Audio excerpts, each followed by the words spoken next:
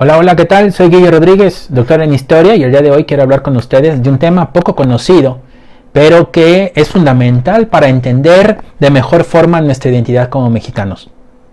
Seguramente escuchaste que los mexicanos somos el resultado de la mezcla, en tiempos de la conquista, entre españoles e indios. Aunque lo que se dice, en parte, es verdad, se deja de lado a otros contingentes de hombres y de mujeres que en siglos posteriores o en fechas recientes, ya sea de Europa, de Asia, de Medio Oriente o del resto de América Latina, han arribado a nuestro país y desde entonces han contribuido o contribuyen al desarrollo de México.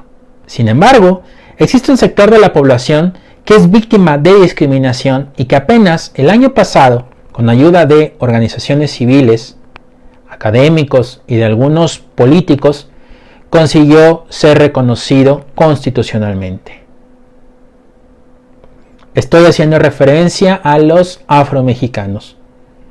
Quizá en este momento te encuentres sorprendido de lo que estoy diciendo, pero si me lo permites, en los próximos minutos hablaré sobre la presencia y legado de los africanos como afrodescendientes en nuestro territorio desde el siglo XV hasta nuestros días, y si lo hago es para que ustedes o para que tú como estudiante puedas sensibilizarte con los afromexicanos, ya que constantemente son víctimas de malos tratos por su color de piel. Escucha bien lo que voy a decir. Esto sucedió en la Costa Chica de Oaxaca hace unos años, pero créeme que esto sucede a diario. La discriminación que sufren los afromexicanos está presente en todos lados, escuelas, plazas comerciales, deporte, donde sea. Aquí la nota. Un autobús que trasladaba a un grupo de bailarines con cabello rizado y tez muy morena con destino a Guelatao fue detenido por un retén militar. Las credenciales del lector no bastaron, pues los militares consideraban que eran centroamericanos que intentaban llegar a los Estados Unidos. No importaron los argumentos utilizados por los viajeros para identificarse como mexicanos. Los soldados estaban más que convencidos de que en México no hay negros. Tengo otros dos casos que se dieron en este año y en donde también existe la discriminación hacia la población de origen africano.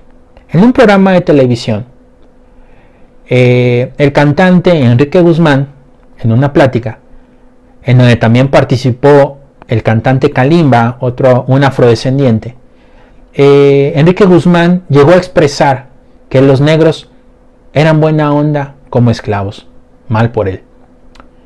Días después, en febrero, William Metellus, haitiano naturalizado mexicano, que es una víctima constante de los agentes migratorios por su color de piel, denunció en sus respectivas redes sociales que de nueva cuenta agentes migratorios, ahora en el aeropuerto de Tijuana, dudaban de que él fuera mexicano, ya que para ellos la fisonomía de Metellus era muy distinta a la de los mexicanos. Lo que acabo de contar es una prueba de que en México, la discriminación es un problema. Y aunque escuches y te digan que no existe, que es mentira, que es un invento, lamento decirte que es una realidad. La discriminación y el racismo son males que debemos erradicar todos como sociedad. Y eso se consigue conociendo también sobre nuestra historia. De acuerdo con la historia oficial, en 1519 se suscitó el encuentro entre indios y españoles, omitiendo en esta versión la presencia de los africanos. Hernán Cortés se hizo acompañar de africanos libres y esclavizados. Dentro de este grupo destacan Juan Cortés, Juan Garrido y Francisco de Guía. El primero como sirviente esclavizado del conquistador, el segundo como responsable de sembrar por primera vez trigo en México y el último como portador de la viruela. Tras concretarse la conquista, los africanos participaron en el proceso de colonización, pero la situación cambió cuando el trabajo forzado y las enfermedades propiciaron que la población indígena fuera afectada drásticamente, lo que favoreció el aumento de africanos. De acuerdo con los registros, los hombres y mujeres traídos desde África y que fueron introducidos al territorio a través de los puertos de Veracruz, Huatulco, Campeche o Acapulco principalmente, fueron identificados por su supuesto origen como negros Angola, negros Bañol, Mandinga, Minas o Congo, entre otros. Tras su arribo, estos africanos eran preparados para la venta, tanto en los mismos puertos o en zonas aledañas, como en el interior del territorio. Así fue como la Ciudad de México o Puebla y otras urbes contaron con presencia africana. En el caso de Puebla, por si no lo sabes, el mercado de africanos esclavizados se ubicó en las cercanías de San Francisco.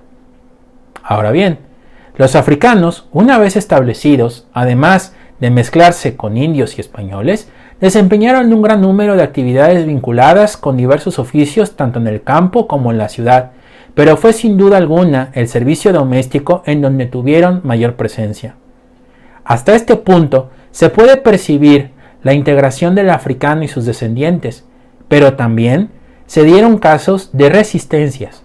Por ejemplo, en el estado de Veracruz, hacia el año 1570, un grupo de africanos dirigidos por Gaspar Yanga, que habían escapado, decidieron refugiarse por los rumbos de la sierra de Songolica, en donde aprovecharon las condiciones de la región para establecer una comunidad que tras años de intentonas de las autoridades por capturarlos, consiguieron su reconocimiento como el pueblo de San Lorenzo de los Negros. Hoy, ese lugar todavía existe, pero ahora con el nombre de Yanga. Hacia mediados del siglo XVIII, la demanda de africanos disminuyó, mas no por ello su presencia terminó. Por el contrario, algunos de ellos como José María Morelos y Pavón o Vicente Guerrero fueron determinantes en la lucha por la independencia de México. Consumada la independencia, la esclavitud fue abolida, y aunque los africanos fueron integrados a una sociedad supuestamente igualitaria, en donde las diferencias entre españoles, indios y africanos eran cuestiones del pasado, la realidad fue completamente diferente. Mientras que a los españoles y a los indios se les reconoció como actores del mestizaje, a los africanos, por el contrario, además de menospreciarlos, los ignoraron. A pesar de esta situación, la población de origen africano no desapareció, por el contrario, se vio fortalecida por la llegada hacia la segunda mitad del siglo XIX de nuevos contingentes migratorios como el de los mascogos, provenientes del sur de los Estados Unidos, como de afrocubanos. En la actualidad, la presencia africana en México se puede localizar en diversos territorios de nuestro país, en estados como Guerrero, Oaxaca, Veracruz o Coahuila. En la costa chica de Guerrero y Oaxaca, desde el sur de Acapulco y hasta Huatulco, los afromexicanos, aunque dependen de la producción agrícola, pesca, ganadería y turismo, padecen la falta de servicios que los orillan a migrar hacia California o Carolina del Norte en los Estados Unidos. En la parte cultural, su legado se ve reflejado en el fandango de Artesa, en la danza de los diablos y en la medicina tradicional. En los últimos años, esta comunidad ha destacado por ser la primera en organizarse. Recuerden que han conseguido el año pasado ser reconocidos constitucionalmente. Mientras esto sucede en la Costa Chica, en la Costa Grande, junto con Acapulco, el desarrollo turístico ha marcado el destino de esta región, sin que estos beneficios favorezcan a los afromexicanos. En Acapulco, por ejemplo, entre 1930 y 1970 surgieron colonias marginadas cuyos habitantes eran de origen africano. A pesar de ser dependientes del turismo, los afrodescendientes han desarrollado también actividades vinculadas con la ganadería, agricultura y pesca. En relación con su legado cultural, se puede percibir el uso de cocinas abiertas, el consumo de carne seca, las celebraciones por matrimonios y el consumo de alcohol de palma, también conocido como tuba. Ahora bien, tenemos el caso de los mascogos. Aunque en un primer momento estos afromexicanos se asentaron en las cercanías del río Bravo, después se fueron desplazando hacia el interior de Coahuila, en donde fundaron la localidad de El Nacimiento en Musquis.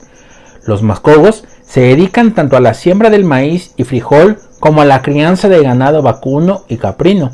De igual forma, ellos se diferencian, además de por sus rasgos físicos, por su lengua afroseminol, como también del pan de camote o tetapún o el atole de maíz, el sosque, así como también el pan.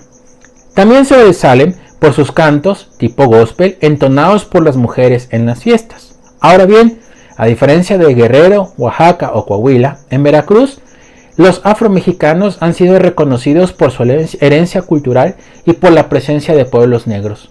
Basta con hacer mención del municipio de Yanga o de la leyenda de la mulata de Córdoba, o simplemente degustar de la gastronomía veracruzana para evocar el legado africano. Cabe precisar que el puerto de Veracruz, además de recibir africanos durante la época colonial, también fue testigo del arribo de afrocaribeños. Tanto los afrodescendientes como los afrocaribeños no solo se desempeñaron como trabajadores en haciendas azucareras o como trabajadores domésticos, sino también se vincularon al ramo de la construcción, como también en el energético, al ser contratados por compañías petroleras. Finalmente, se debe mencionar que desde la década de 1970 hasta nuestros días, México se ha convertido en destino para miles de africanos como de afrodescendientes, tanto de América Latina como del Caribe.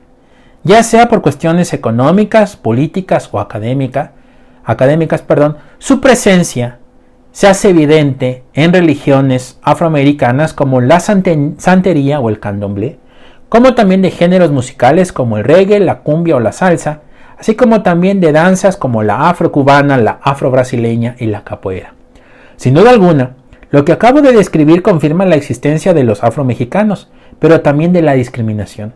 Por ello, no debe sorprender que los afromexicanos, cansados de los malos tratos, no solo de la población, sino también de las mismas autoridades que intentan minimizar la discriminación, se organizaran y tras años de lucha consiguieran su reconocimiento constitucional.